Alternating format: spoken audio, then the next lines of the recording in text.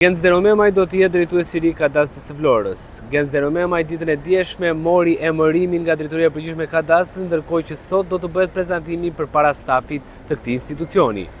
Genz Deromemaj në vitin 2018 deri në 2022 ka qenë në strukturat e Partisë Demokratike si ish drejtues i degës së Partisë Demokratike në Vlorë, ndërkohë që në vitin 2015 ka qenë kandidat për kryetar bashkie në siglin e Partisë Demokratike përballë Dritan Lelit.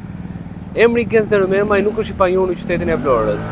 Një inxhinier ndërtimi në qytet, ndërkohë që dhe një biznesmen i suksesshëm pritet që të sjellë qetësi në kadastrin e Vlorës, ku që nga viti 2020 deri 2025 12 drejtues janë larguar apo janë shkarkuar nga ky institucion. Genz Deromemaj është emëruar drejtuesi i ri i kadastrit së Vlorës. Deromemaj është zyrtarizuar një ditë më parë nga Drejtoria e Përgjithshme në Tiranë, ndërsa gjatë kësaj të mërkure pritet të prezantohet edhe përpara stafit të këtij institucioni. Deromemaj është një emër i njohur në Vlorë si drejtuesi i degës së Partisë Demokratike Vlorë në vitet 2018-2022, ndërsa në vitin 2015 ka kandiduar për postin e kryetarit të bashkisë në siglin e Partisë Demokratike përballë Dritan Lelit. Me profesion inxhinier ndërtimi, Deromemaj njihet edhe si një biznesmen i suksesshëm në qytetin e Vlorës. Emërimi i tij në krye të kadastrës pritet të sjellë sadopak qetësi në këtë institucion, duke konsideruar edhe profesionin e tij. Një institucion si kadastra që gjatë viteve të fundit nuk ka patur as pak qetësi referuar drejtuesve, ku vetëm në 4 vitet e fundit janë larguar më shumë se 12 drejtues. Genz Deromemaj pritet tashmë të nisë prej sot detyrën në këtë institucion, një nga më të rëndësishmit në qytetin e Vlorës.